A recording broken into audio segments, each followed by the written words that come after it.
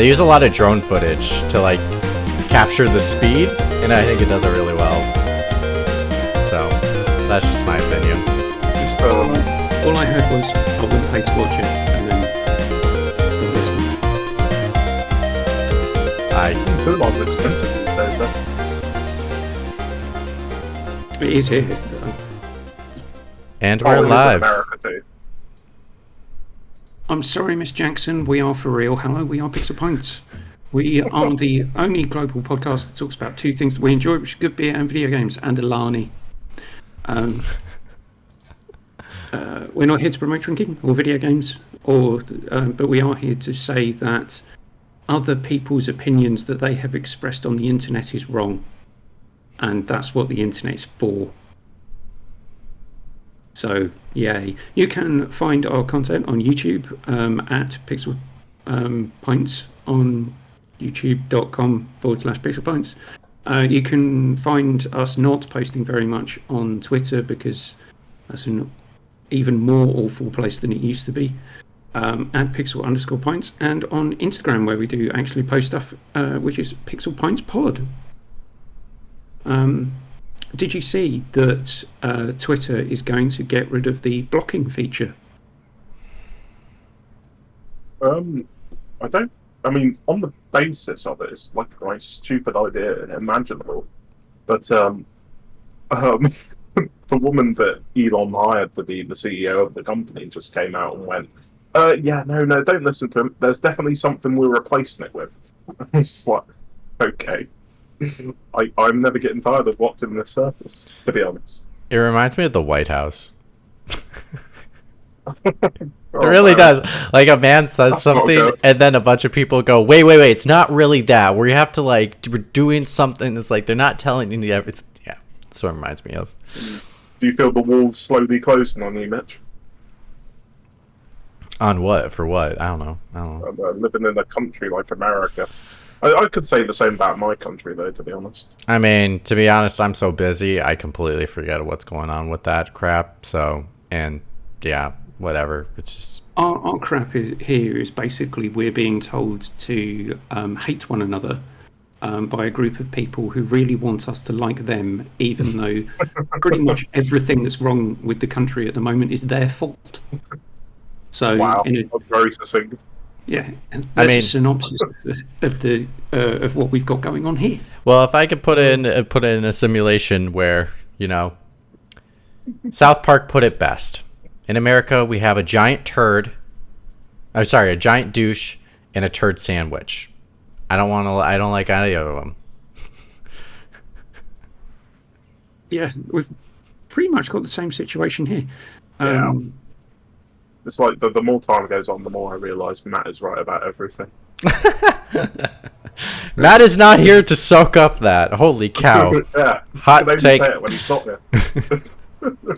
Matt will hear that once he's woken up and dealt with his hangover. Right. He did not drink responsibly, which we recommend you do. Yes. Mitch, how are things in LA? Speaking of politics, I'm getting ready for Hurricane Hillary to show up, and the memes are galore. It's just it's not going to be a hurricane when it gets here. It's going to be a tropical storm, just a lot of rain. We'll be okay. Everyone's going to survive. No one has to freak out. People are freaking out right now. I think I saw someone posting a video about a Costco store being like, all the water is gone, and I'm like, yeah, just grab one. You're fine. Just it's gonna be a day or two. You're fine. So it's okay. I think they just never had this kind of weather before. So the default is, oh my god, it happens elsewhere. We need to do what they do when a hurricane shows up. It's it's not a hurricane, guys. So that's good. People need to prepare themselves for more extreme weather because weather will get more extreme and more frequent. True. We're really down on stuff the last couple of weeks. I blame everyone else. I mean, I'd love to talk about happier things, but I can't. I gotta hold. I try and talk about happy things, but then I remember that most of the things that make me feel happy are also have negative connotations towards them, like playing Apex Legends, then realizing that EA get money from that? Well, okay, here. You want a happy thing? I'm learning a new skill with a new tool. I can't tell you exactly what it is just yet. Once it's done, I can actually like share it with public people. So like when it's done, I'm happy to share it, but like I'm learning to use a new tool, and one of our coworkers is teaching about a bunch of us to do it. So like we're really excited. Is it a lathe? No, it's painting using a certain program, using a certain software, based off an image, based off a model that they created themselves. So it's not under NDA of any kind. It's their own creation. So we're just using work tools to make it. So we're really excited. I'm really excited. It's a cool car. It's gonna be awesome. I was just going to start naming woodwork tools. Liam, how are things with you? Very good. I am struggling with my questionable addiction to Genshin Impact, but other than that, I am perfectly sane. As my coworkers would say, there is no such thing as questionable. It is what is intended. Yeah, so you are addicted to very much unintended. Their intention was to get you addicted. Maybe not you personally, but I've only spent £10 since I started playing it, and I think I've played for about 200 and something hours. So no, that's okay. My coworkers pay nothing. They pay nothing, but they will spend tons and tons of hours like you did just to get the thing they want, so they don't have to pay for it. That's exactly it. It's exactly what happens. My cheapness comes in a real clutch right now. Yep. And then even worse is it's a group of people, so they all feed their addiction together. They're like, but I want to get this skin, and they're all super supportive, being like, you could do it. You only have to do this for like 3 more days. You have to like come in and play 3 days in a row to get the booster, and then you have to like do this level, and I'll help you. I'll even come in and help and play with you so you can be able to get. It's like they're like a supportive addictive cult. It's great. I love it. Absolutely. Just so they don't spend money. That's the whole point. It's like the goal is we don't spend money.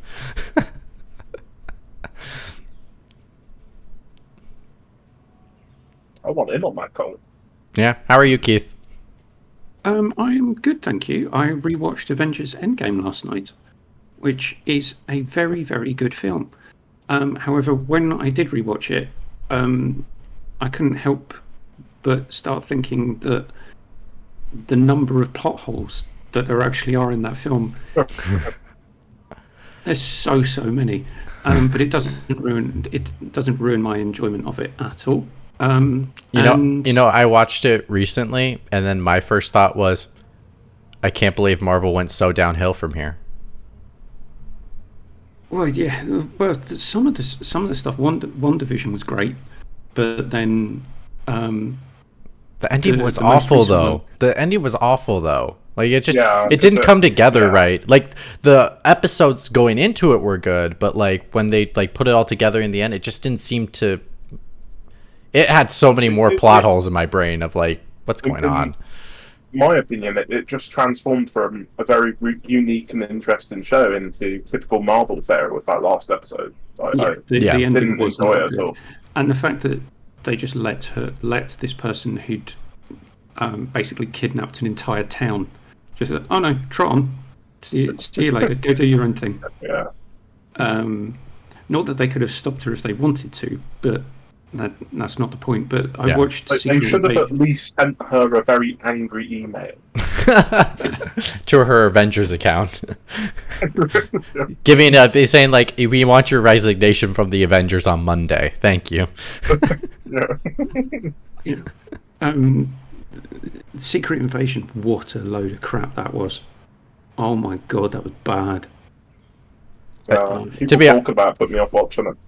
To be honest, the only Marvel thing I've liked since Endgame has passed has been Guardians of the Galaxy Volume 3, which I'm utterly shocked by because I am not a very big fan of the Guardians of the Galaxy. I really didn't care for the first two films, but I absolutely love this third film. Oh wow, I was blown away. Yeah, the third one is my favorite, then the first one, then the second one. That's fair. That would probably be my order as well, with a large gap between 3 and 1. I'd probably say 3 is in my top 5 Marvel films. Yeah, I was trying to debate where I put it, and it's like in my top 5, top 10. It's definitely like up there for sure. Yeah, I just feel like the Disney themselves should just go to all the writers who are on strike and just say, would you, if we paid you, just forget about all the other studios, how much do you want, and then just come and work for us. Well, the problem is, what the problem has been with these latest Marvel films since Endgame, Kevin Feige has hired Rick and Morty writers to write the films, and that is where, like, a lot of these films that have bombed have been written by Rick and Morty writers. Is that why Thor: Love and Thunder was an absolute load of garbage? No, that was Taika Waititi all the way. Yeah. But the other films like Quantum Mania, so what's the other one? Doctor Strange Madness, like those are all Rick and Morty writers. I think they are really failing to realise that the Rick and Morty writers are good in a way because they're under the tutelage and guidance of the 2 head writers. But then, like during, I think it was like season 5 of that show, one of the writers had an illness and just decided that I'm going to spend a bunch of time away from work, and they just left the normal writers to do that show. And that season of the show was just dreadful, like so bad. Terrible. Oh, I'm sorry. I'm a liar. Not the writer thing. Wakanda Forever would be my second. Those are the only 2 good films since Endgame. Wakanda Forever is really good. Except the Except the what? CG. Yeah, I just think they handled it so well with the underlining tone of an actual dead real person that played an actor and actually like used it. Well, quite possibly one of the most beloved Marvel actors. Yeah, and he was only in 1 film. I'm completely gutted about that word. It's his one standalone film. Because I'd probably say that Civil War would be my favourite Marvel film. Winter Soldier is my favorite. Yeah, that would be second. Then probably Guardians Volume 3, Black Panther, and then I'm not sure. I'd have to... Probably Infinity War would be third. Would be my 5th in my top 5. Anyway, like usually we talk about video games, but I mean, we'll have to do one podcast sometime about movies just for kicks. We've done a podcast about video game movies. I think we just spent 50 minutes trashing UA Bowl. 20 minutes, but pretty close. Oh. Right, shall we quickly run through beer talk? Don't think it'll take too long. I just have water, so I'm not drinking anything. I saw Alani. No, this is water. It's a LaCroix. What? That's water? It's sparkling. What kind of water? Sparkling water. Oh, okay. It's like this one's blackberry cucumber sparkling water. Jesus. Just get it out of a tap. So what have I got? I have. You know what my coworkers call that? They call it spicy water. They don't call it water. They call you having your spicy water today, and I'm like, yes, I'm having my spicy water. Could you imagine chili flavored water? No. Right. So I have Pump House, British Pale Ale, brewed in London. Evan would very much like this because it's got on the. Not only does it have the hops that are used, it's got the IBU units on the label as well. So I think Evan would appreciate not just the beer, but the labelling.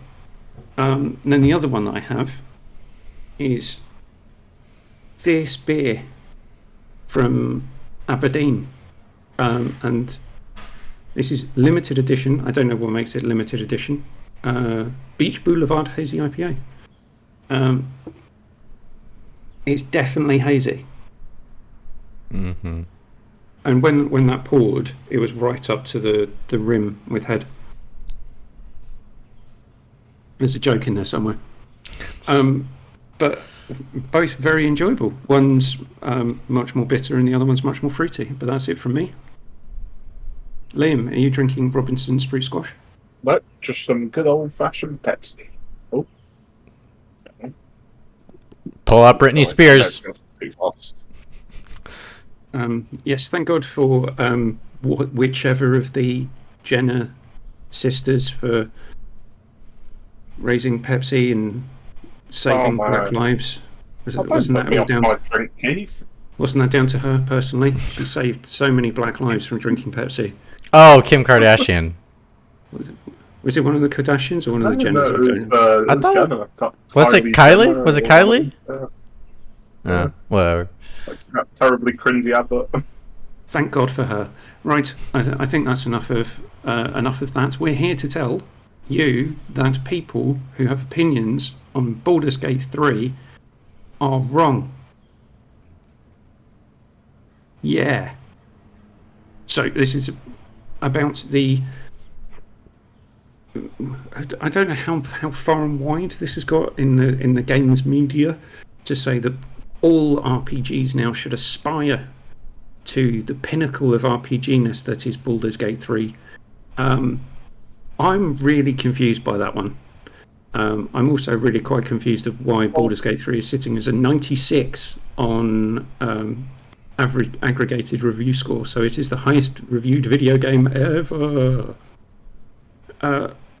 Liam, before we get into the detail of why some idiots are making this an issue, what's your view on this?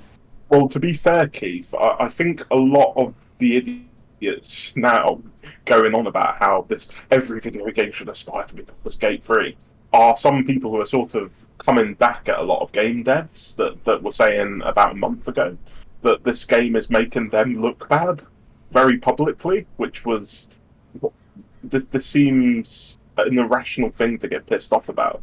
It's like your game's good doesn't mean your game can't be good. It doesn't have to be the same as Baldur's Gate 3.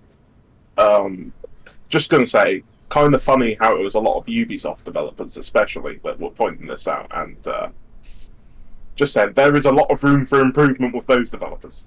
Just gonna put that there. But I think no matter which side of the argument you come down on, I think wishing for something to be like Baldur's Gate 3 is it's like symptomatic of you not having a very good understanding of how games are made in the first place. Because you don't just make a game like Baldur's Gate 3. You know, that's a game that takes years of passionate working, and frankly, you know, it's hard to get all of the pieces to come together in a way that makes a game that's this good, frankly. And you really can't expect everything to be like that.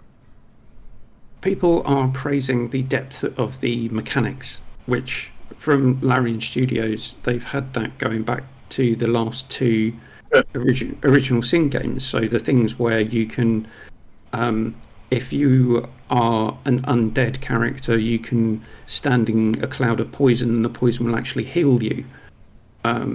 So you can have your own squad mates poison you to heal you, but at the same time that you're being poisoned and healed, you're poisoning everything around you. So all of this, so people saying, "Oh, this is amazing." No, they've had that for the last two games. They had it in Divinity Original Sin 2, which came out probably around about 6 years ago, which was how long it took them to make Baldur's Gate 3. I mean, Keith, some of that stuff was in the original Baldur's Gate games. I'm pretty sure, in some ways, the Divinity games were inspired by Baldur's Gate. Well, they were. They're like D&D, but not set in the D&D universe. So using examples of where they've already created something to say everyone else should also be doing this.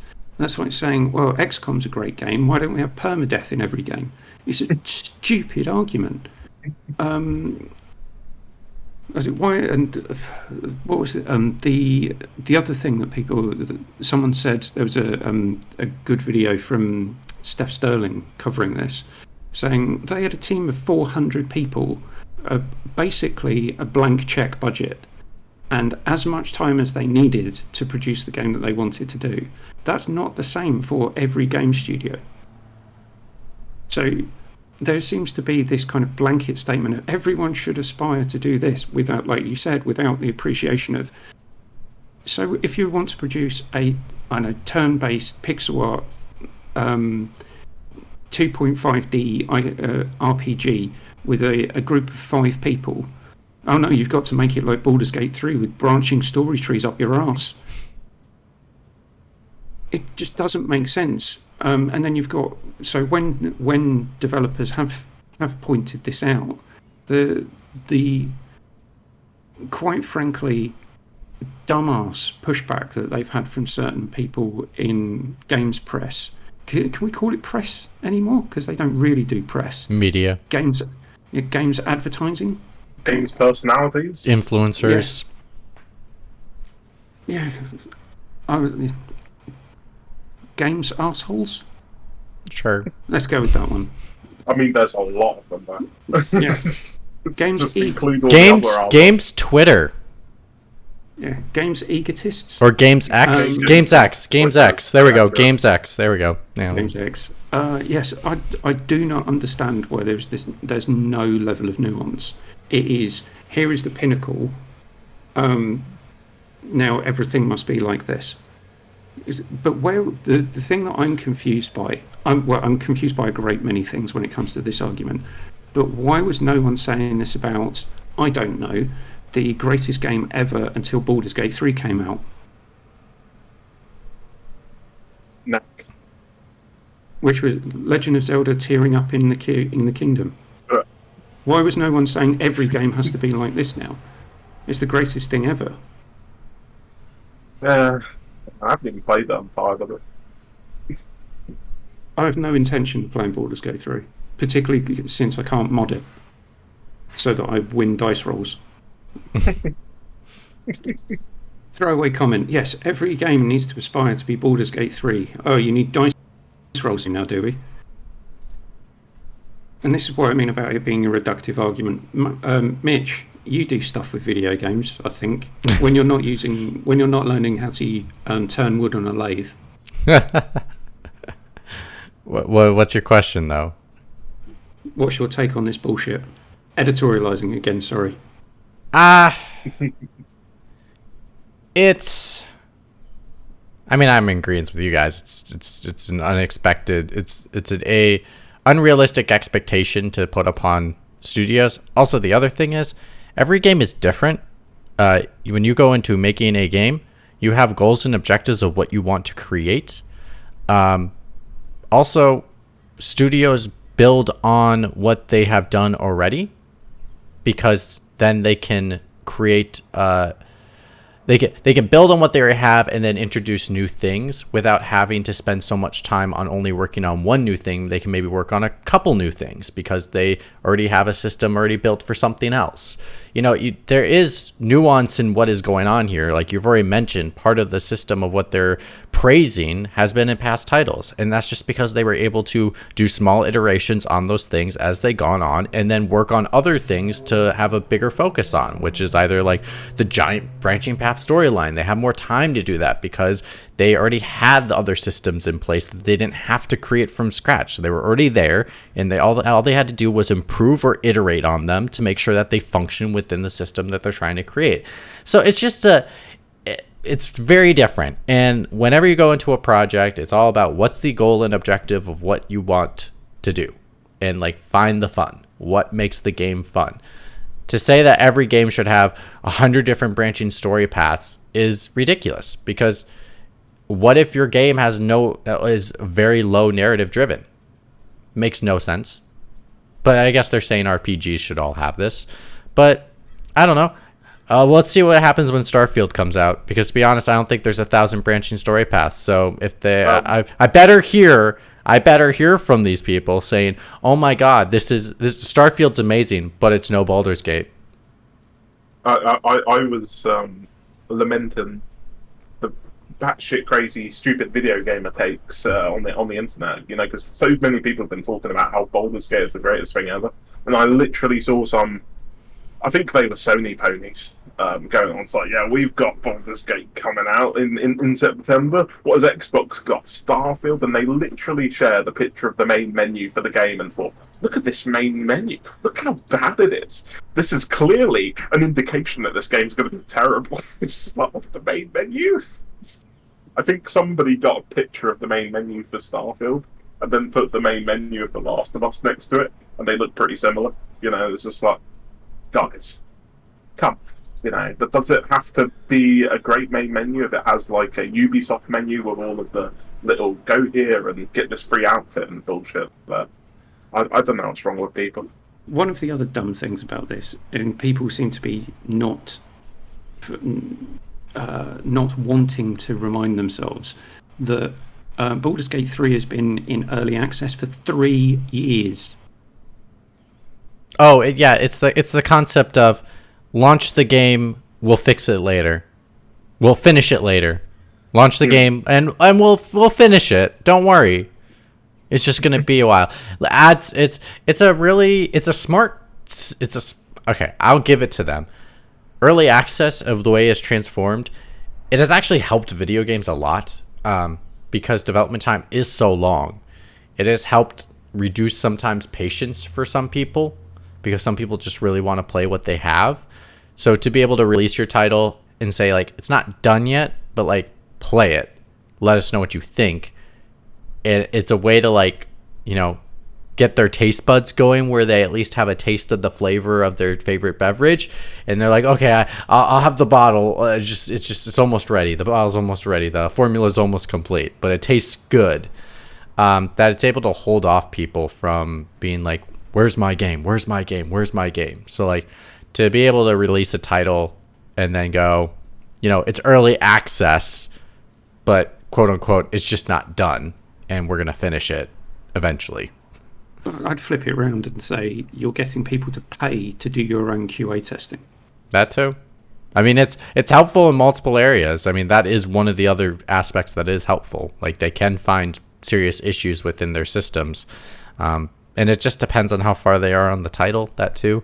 Like, maybe the level that they're giving them is so early on, but it's the most polished level so that it helps them set a roadmap of how they want the game to look for the rest of the way as they go, as they're trying to finish it up. Yeah, the thing that's annoying me as well is some of the way that you can worm your way out of kind of backing up your own argument. So every game should aspire to, every RPG should aspire to be as good as Baldur's Gate 3, but what do you mean by good, for a start? And obviously, if you then say, well, if you've got a studio of 20 people, not 400, backed by a globally recognised IP, how do they do it? Oh, you can still aspire to try and do some of the stuff. No, fuck off. Well, thanks for watching. We'll be here next week. Well, the other component I think about too on my brain right now is, you know, this whole thing about like, oh, there's like 1,000 different endings for this title.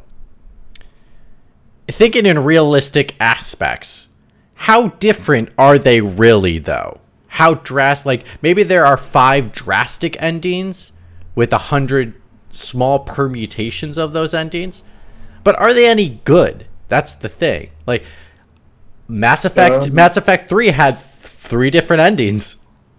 Technically 4. 4, yeah, because you could walk away. So they just had 4 endings. Did people really love that game? That's under controversy. That's under debate. So, like, it's just the ending's under controversy, but people generally like that game. More does not equal better. Quality equals better. I think, although, like, one thing that I've heard that does sound rather impressive about the game is that, because, you know, it's like this silliness that developers always, they sort of get in their own way when they say, oh, this game has 1,000 endings. It's just like, there's no game in reality that has 1,000 endings. Fuck off. And it's just like, they do themselves a disservice when they do it. The Mass Effect developers did that as well before Mass Effect 3 released. And what they really mean is, oh, your ending will be different because you romanced this character and you saved this one guy, and so on. So it's a different ending, but it's not really. It's just a different ending where you played the game differently, doing a different person. It's just a different storyline. That's all. Yeah, exactly. Your story is like, different. Doesn't mean the ending is going to be different. Yeah, if you were to quantify what this game does better than other games, it ties all of that stuff together better. It's like it reminds you did this. This character shows up that you saved earlier. Blah blah blah blah blah. But it's not anything more than, like, say, Mass Effect 3, for instance. And what I appreciate that Larian Studios have done in Baldur's Gate 3 specifically, having played Divinity Original Sin 2, is putting on that level, that much greater level of surprise that you get in Baldur's Gate 3.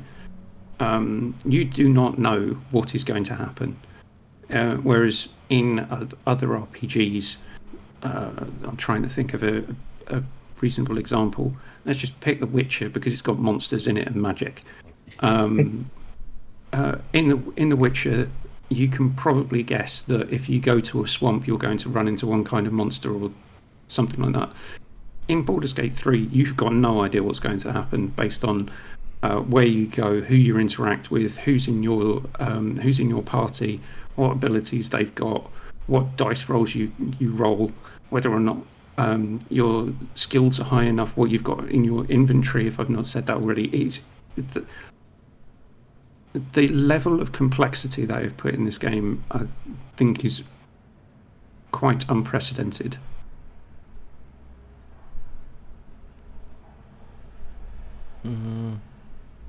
I mean, again, it's just where you're putting your resources. You know, it's not that simple, though.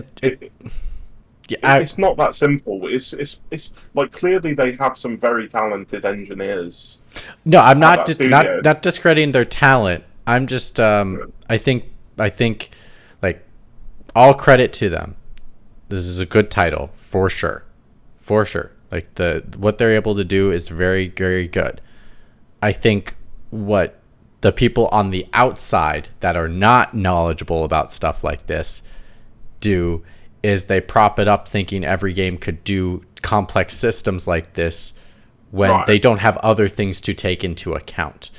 Like, my one example, and this is not taking away from the title whatsoever, when you have a top-down isometric title where, you know, you're not having a full to scale environment around you, that reduces the amount of time your environment team has to focus on making the environments look the way they do, which therefore can do resources elsewhere to make either the inventory system way more complex. Like, you are sacrificing things that you wouldn't get. It's not like I'm playing a whole, like, when we go to play Starfield, because this is a first person, you're in the full environment. It's not a top down with an art style that's coloristic, isometric game. They have to fully render all the 3D environments around them as the player is in that 3D space. Whereas this, it's more of a top down view. Yes, it is a 3D space, but it's not as much resources being allocated to what's looking on the map with the environment. So therefore they can use those resources elsewhere. So I think that's where people are missing out on things being like, yeah, Starfield could never be like Baldur's Gate.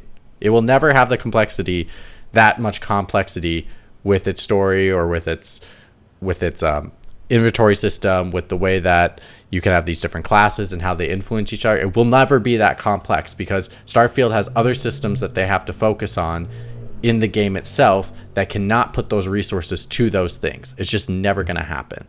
Well, shouldn't have been a first-person shooter. It should have been a Dungeons and Dragons clone game in space, and then we'd be saying that is the greatest game that's ever been made. There you go.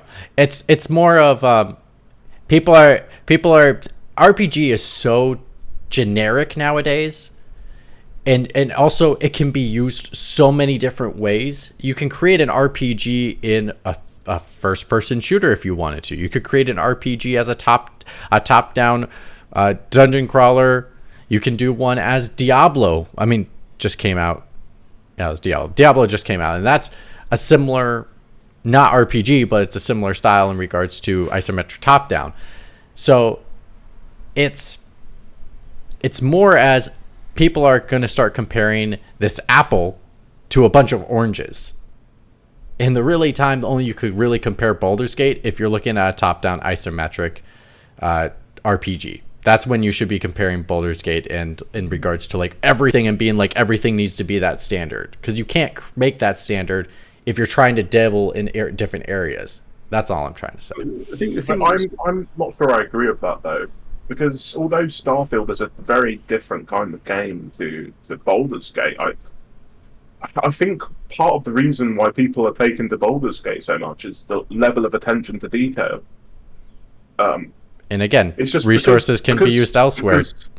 But resources, we say, because Starfield is a game made by Microsoft, the multi-billion-dollar company, and Baldur's Gate is a game made by a private company. While I see where you're coming from, I also think that you look at Starfield and you think, oh, they could do more here, they could do more there, and they could do more. But we're happy with the game. Well, at least some of us are happy with the game that we've got. Well, if you're talking about attention to detail in Starfield, they've got a whole thing just set up to model food, so that someone can have a table full of sandwiches. But is it really re-establishing assets? You know, if somebody's the developer that's going to produce the skybox for the game, which is something that I mean, it probably does have a skybox, but it's something generally that a game like Baldur's Gate doesn't have to deal with. That's not like he's going to be put towards different resources because they've hired that person specifically to develop that detail of the game. Yeah. No, but what I'm trying to say is resource as in regards to not that specific person can do something else. It's more of that money that is paying a person like that to do that could pay a person to program and do something else with the systems, or it could pay an animator to focus on the animation for the characters, or it can pay for Jesus, I'm blanking. A designer to focus on trying to make that poison mechanic that you were speaking of being what's being talked about, it being making sure like, oh, if it poisons a person that's a zombie, an undead person, then it's going to heal them, but then we got to make sure it affects the environment. It's the money that is going to that specific section that would go somewhere else, and that is what I'm referring to. I think you're both talking about the same thing, but from cross purposes. Yeah, and that's so exactly. So Liam was getting at it, but Mitch, you said it in a different way. But what it boils down to is you build your team based on what it is you want to deliver. Exactly. And if we're being frank, I think Baldur's Gate they just seem to have done it very well and had like a very good pipeline and known what every one of their employees are doing and got them to do the thing that they need to be doing. And I think other games fail where they don't have such a well done pipeline. They don't get time to implement certain features because the project doesn't run as tight as that. Yes and no. It really depends on what you're making. Some things are way more complex than others in certain areas that cause way more complexity. It's not as simple as cut and dry. It's really complex. It really just depends. Going back to the early access point as well, people are heaping praise onto Baldur's Gate 3 for being this single-player, narrative-driven game that launched pretty much entirely bug-free. Well, it spent 3 years in early access, so yeah, it fucking should launch pretty bug-free. I've seen loads of bugs. But you will get that when you've got that level of complexity in your interactions between in the environment. And I don't know, Christ, I'd hate to be the person who wrote all of the decision trees for all the narratives, because those things must take up miles of real estate if you were to print them off.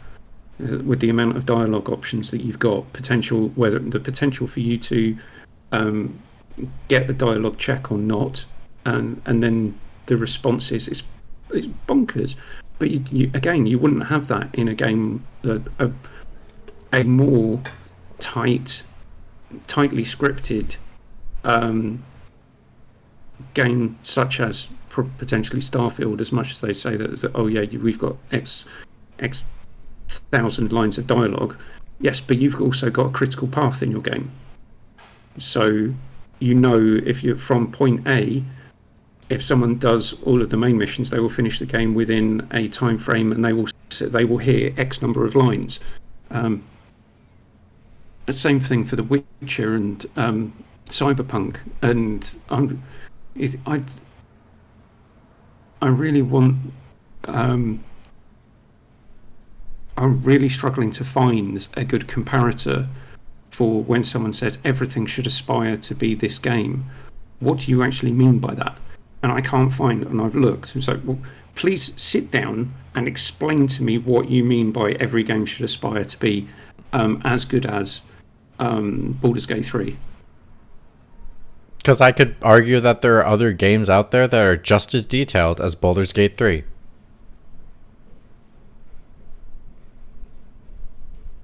Such as? Give us some examples. I mean, well, it just depends. Because, like, again, here's the categories. Like, detailed RPGs, well, you'd have to look at, are we looking at just only RPGs? Are we looking at action RPGs? Are we looking at single-player story-driven games? Like, detail is a subjective as well. What do you mean by detail? Like, it's so generic that it's just like, I could argue for anything to be the same as Baldur's Gate 3, if that's what they're getting at. Yeah, well, it's like saying every game should aspire to be The Last of Us Part 2. Right. Or God of War Ragnarok, or Spider-Man, or Gears of War. With the cover mechanic, everyone should aspire to be a cover mechanic like Gears of War. Has everyone matched that? No.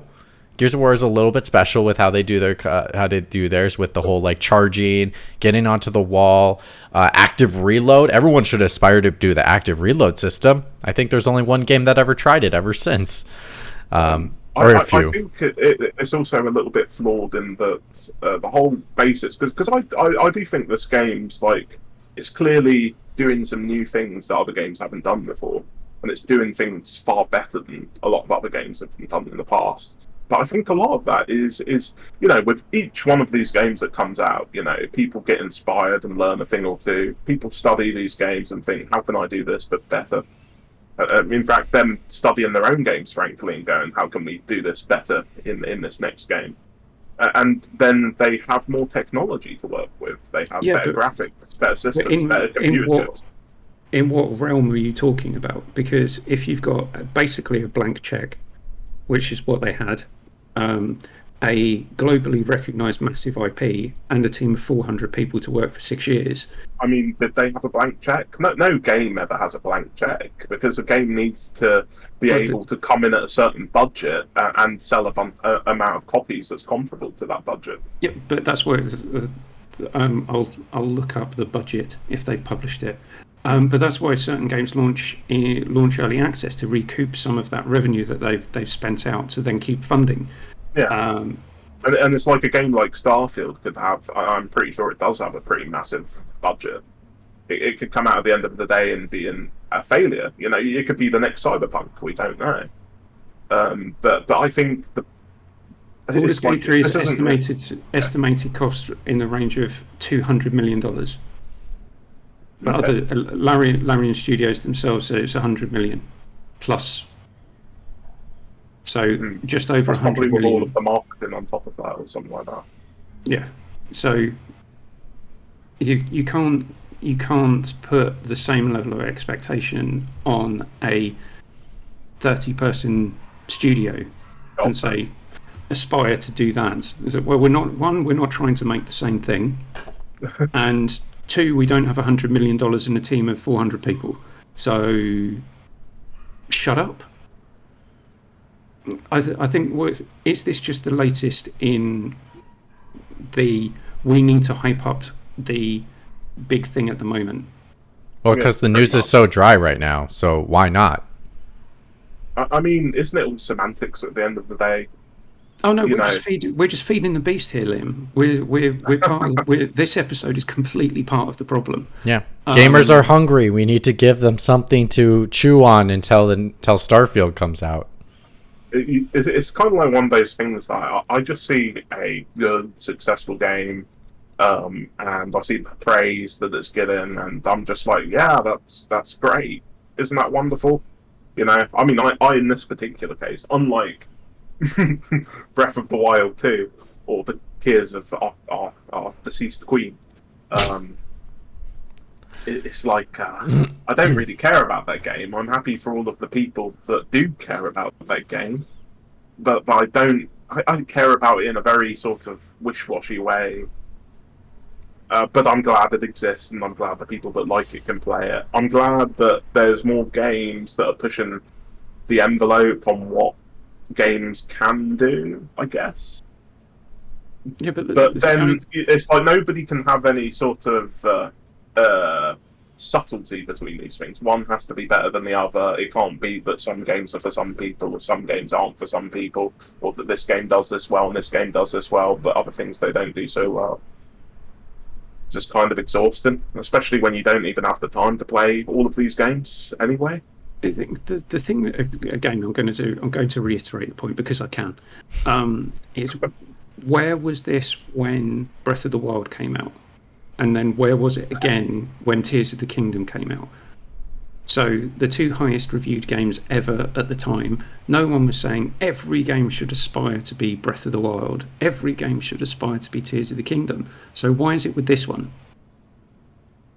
You know, the truth is, Keith, people haven't accepted the truth. Playing games at 720p is just bad. Okay?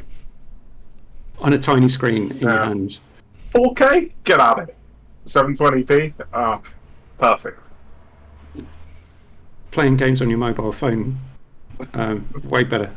You can get Genshin Impact on your mobile phone, Keith. Shill. I don't know. I just I always view it in this perspective, and this is probably the perspective they should have taken with their news stories instead of doing what they did here with saying everything should aspire to be this. Is I always go to a game and like when I play it, I was like, oh, that's interesting, that's cool. It's more of what mechanics could we try to implement into other titles? What mechanics could we try to evolve from in other games? How could we reimagine the approach Baldur's Gate took to apply to other titles? Not how do we be exactly like that title? Because if we be exactly like that title, we're going nowhere in the industry. We're just going to be Baldur's Gate 3 for the rest of our lives. It's like two things. One, but then you think the fact that we don't see games like this very often, you know, that we have an absence of them and now we suddenly have one, is what makes it all the more special. Same with Starfield, in fact. Like, well, hold on. When you mean that kind of title, what do you mean? Like, what is what is Baldur's Gate 3 that is that kind of title? What does that kind of title mean? Baldur's Gate is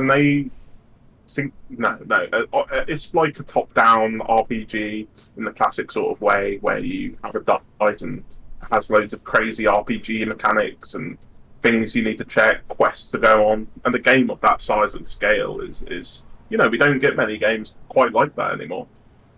And certainly not at the size and the amount of hours that it will take you to get through this. And it's the same thing with Starfield. You don't get this Bethesda Game Studios type of RPG that often. I feel like the last one was Greedfall, maybe? Greedfall. Yeah, that game. I think Greedfall was the last one. We had the Outer Worlds. That was a title that was just like it. Yeah, a lot smaller though, right? And some people, probably including myself, would be a bit more happy with a bit more meat on the bone. So that's why they put out Skyrim 5 times. That's why they put out Skyrim, right? Exactly. But it's not my point to argue over which is better. It's more the absence of these kind of games, and suddenly one comes out and everybody's like, oh yeah, this is the game to play. But it makes it all the more special.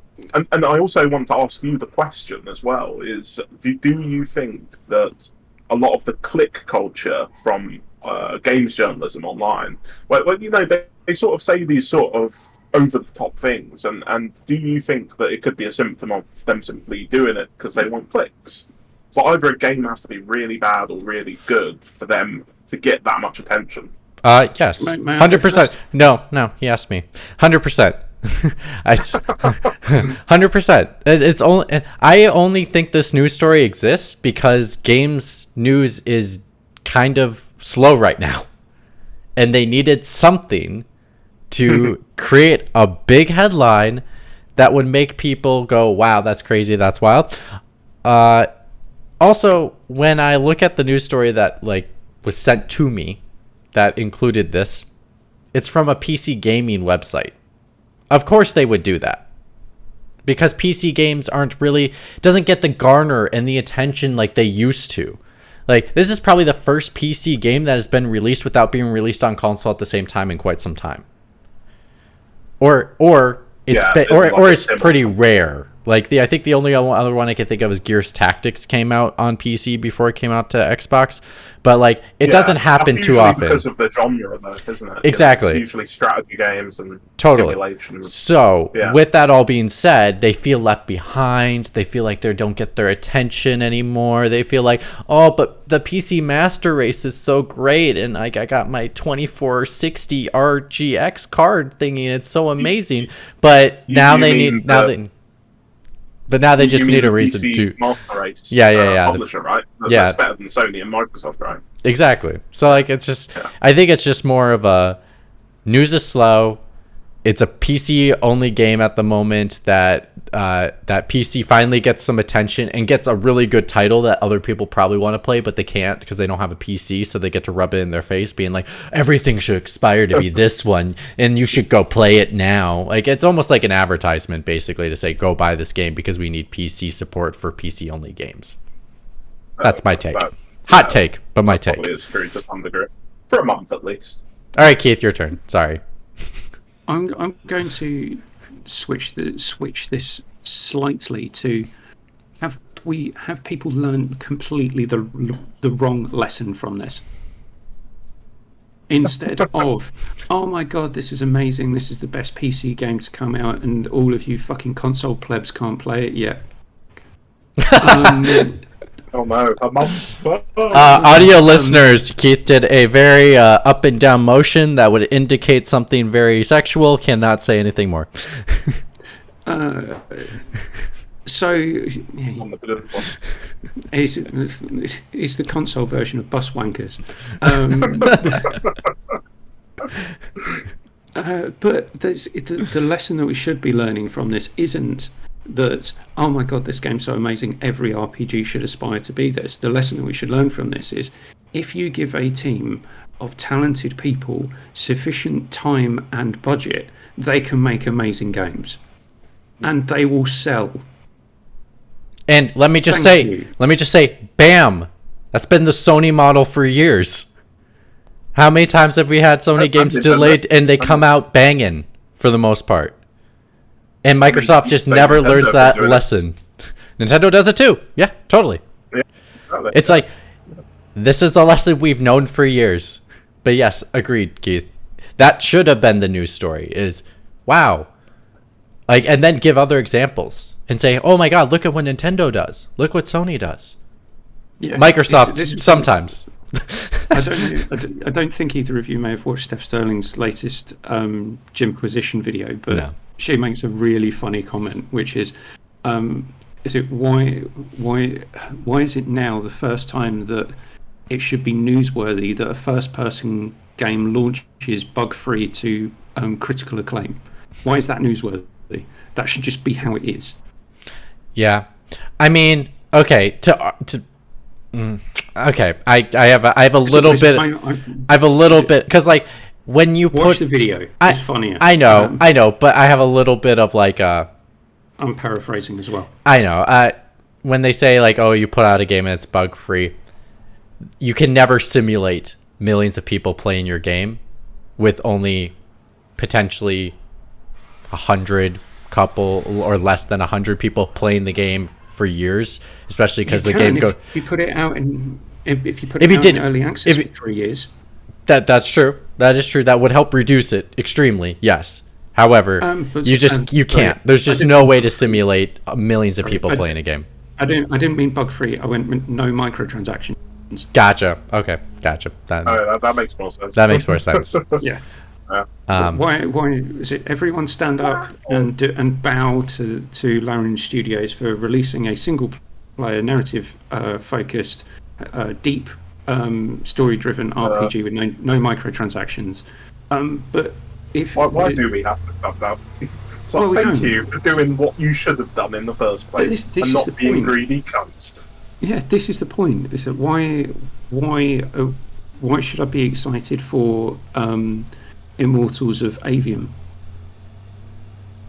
Okay, because it's a first-person shooter, but you use your hand. And particles come out. Yeah. The main player character sounds excruciatingly annoying, and I guarantee the story is going to be shit. It might be fun to play, I don't know, but the whole kind of please be excited for and pay me in advance for something, which is why I think I would prefer early access better to pre-ordering. I would probably agree and say your pre-order should include early access. Is that why you've pre-ordered Starfield and you're playing it now? I'm not playing it right now. Remember? Well, no, it wouldn't be now. It would be in, what would it be? 6 days time, 10 days time. What day does it come out again? Remind me, what day does it release? 1st of September, isn't it? What? Starfield releases what day? Starfield. I think it's the 6th of September. Oh, okay. We're gonna have to delay my playthrough a week. Play it 5 days early. No. Oh right. Yes, get the collector's edition. No, I'm not getting the collector's edition, but we do have to stall my Starfield stream because I have a wedding. I'm leaving back to Minnesota on the 6th, and I'm not back. Tell us you're getting married. No, a friend of mine's getting married. Yeah, not yet. Nah, no ring. No, not married yet. A grown-up person would tell them, "Look, I love you all very much, but I've got more important things to do." Nah, Starfield. It's okay. So, but yes, ask Todd Howard if it's okay for you to stream from an airplane. From an airplane. Yeah. But on the 15th, that weekend, we will do a show, and you guys will pick my character and watch me play the first couple hours while you can do some commentary, and that will be our show for that 15th. It'll be a Starfield party, and I'll just keep streaming all the time. Yeah, has Matt given you the final figures? No, I have not. I will. He literally has to give me the final figure of however long he spent on Final Fantasy by the day I start playing Starfield. Like, that's the time I have to beat. He can't keep playing and make me keep playing. Like, that is the time. He hasn't even finished it, that son of a gun. Yeah, he's got it. Well, I'm giving him an extra week now. Like, so he has an extra week to Matt, if you're listening, you have an extra week to finish the game before I have to start playing Starfield and have no life. Less drinking and less libertarianism. Come on, get to it, Matt. Less drinking, less shooting, and or you probably do both. I mean, you could just press pause on your controller and just leave the game running so that it counts the in-game clock. But that's too nice to do that. Yeah, Matt wouldn't do that. So, Liam, Final Fantasy 16. That should aspire to the next Final Fantasy game. That should aspire to be more like Baldur's Gate 3, shouldn't it? Oh no, no, that's too much RPG for Final Fantasy. Especially for what they were going for this one. I mean, I would be happy if they went back to a more heavy RPG for the next one. Turn-based is never going to happen. So, sorry, Matt. I mean, I feel for you. I want it to, but it's never going to happen. Turn-based is over. Unless they do like a spin-off game. But yeah, more RPG would be a nice direction for a next game. Just make it more of an RPG at the very least. I'm just very curious to see once Starfield comes out, and then Baldur's Gate 3, and then this whole, like, everything should aspire to be Baldur's Gate 3. We'll see. We'll see. Comes out if I don't see that exact journalist, that media person posting about everything should aspire to be it, if they don't make a follow-up story and saying Starfield, doesn't meet the Baldur's Gate standard. It better get a ding score for it. Well, I think it's not going to get the 96 that it's currently set. Starfield isn't going to score a 96, which is where Baldur's Gate 3 is at the moment. I think it's going to be in the kind of 88, 92 range. Probably towards the higher end. But yeah, I agree. If people then don't come out and say, here's all the flaws with Starfield. Here's where Starfield went wrong and did not do what Baldur's Gate 3 did. Or alternatively, they say, this actually we were wrong. We shouldn't have released that stupid clickbait story, and people should design the game that they want. Thank you very much. And then that's it. They quit and then stop being in games media. As they say, variety is the spice of life. Yes. I also say that cumin is the spice of life. And on that note, we start talking about food. We've gone way off topic.